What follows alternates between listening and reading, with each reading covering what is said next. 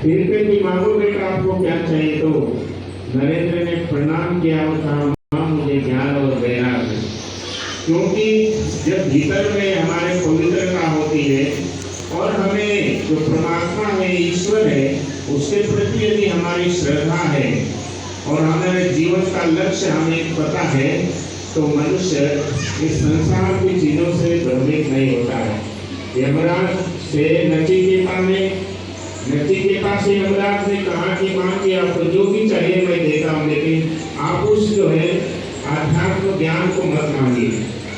तो नचिकेता कहता है मुझे जो भी देते हैं तो समय से बंधी हुई जो है वस्तु है, लेकिन मुझे तो मूर्ति के ऊपर विजय प्राप्त करने वाला ज्ञान है। तो कहने का मतलब नचिकेता जो है इन भौतिक चीजों को प्राप्त करने के लिए वो प्रभावित नहीं हुआ। वो कहता मुझे तो मृत्यु पर विजय प्राप्त करने वाला जो है ज्ञान दीजिए। तो नरेंद्र दोबारा जाके माँ से यही कहता है मुझे ज्ञान और वैराग्य। तो रामकृष्ण के पास में फिर से आते, रामकृष्ण पूछते हैं कि नरेंद्र आपने इस बार क्या मांगा। तो नरेंद्र कहता है मैंने तो गुरु महाराज जी भगवती माँ से ज्ञान और वैराग्य मांगा। तो वास्तविक में नरेंद्र ने पूरा जीवन गुरु महाराज जी के चरणों में उन्होंने समर्पित किया। तो वास्तविक में जो ज्ञान है, जो व्यक्ति ज्ञान को जान लेता है, समझ जाता है, तो जो जीवन गुरु महाराज जी के चरणों में हम समर्पित यदि करेंगे तो हमारा ईश्लोक और परलोक जो है दोनों कल्याण होगा। लेकिन ज्ञान प्राप्त करने के पश्चात की हमारी जो मन की स्थितियां हैं, जैसे अभी तो कोई रेडियो नहीं चलाता है, पहले तो बहुत मतलब रेडियो न्यूज सुनते थे, कोई लोग गाने भी सुनते थे, तो उसकी ट्यून होती थी तो उसको कई स्टेशन जो है बदले जाते थे।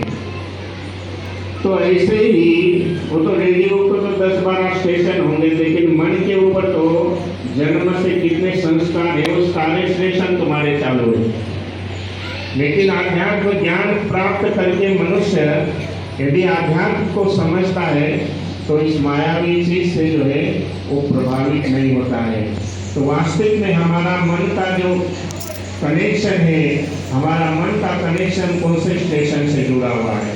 गुरु महाराज जी ने तो आपको रास्ता बताया, महाजन गतस्थ बताया, क्योंकि महापुरुष इस रास्ते पे चलते, उसी रास्ते पे चल करके मनुष्य अपना जो है कल्याण कर सकता है। तो हमारा जो मन का है, मन की स्थिति हमारी क्या है। नानक साहब के जमाने, नानक साहब के समय में बाबा एक बार नानक साहब से कहते हैं कि आज चलिए हमारे साथ जो है आप मस्जिद के अंदर नमाज पढ़िए। तो नानक साहब तो महापुरुषों को क्या होता है, कहते ठीक है हम चलेंगे नमाज पढ़ेंगे। तो बादशाह जो है जब नमाज का समय हुआ तो मस्जिद के अंदर जाते हैं और गुरु नानक देव भी साथ में गए और वहाँ मौलवी भी खाए। तो समय हुआ तो नमाज जो है पढ़ी गई वहाँ पे। तो बादशाह ने नमाज पढ़ी नहीं, नानक तो मतलब बैठे थे, वो देख लेता था बादशाह, नानक साहब तो शांत बैठे हैं। और आपने तो नमाज पढ़ने के लिए जो है आपने कहा था, लेकिन आपने तो नमाज पढ़ी नहीं हमारे साथ में। नानक काबुल के अंदर बाजार में वहाँ पर अच्छे से घोड़े खरीदने के लिए आते हैं। तो नानक साहब कहते बादशाह आपको काबुल में जाकर के जो है घोड़े खरीद रहे थे। तो वो तो बादशाह सोचा कि नानक साहब ने कैसे पहचाना। आप थोड़ा मिलिएगा तो यहाँ बड़े बड़े आप थोड़ा मिलिएगा, ठीक है। स्कूल के बारे में बात करना, स्कूल के बारे में बात करना। 20 का चिंतन मेरा हो रहा था, लेकिन सारी बोली में तो नमाज पढ़ी, इसके साथ में तो नहीं करा। अपना तो काम है भाई। इतना सीरियस क्यों हो जाता है? सीरियस का तो कोई बात ही नहीं है। सर्दी होकर रखता है। ओह,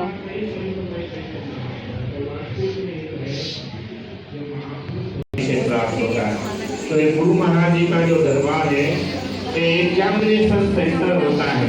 जैसे न तो बादशाह ने नमाज तो पढ़ी, लेकिन वहाँ ध्यान कहा था उनका और काबुल में घोड़े खरीदा तो पहले उन्नत की दुकान जो है गुरु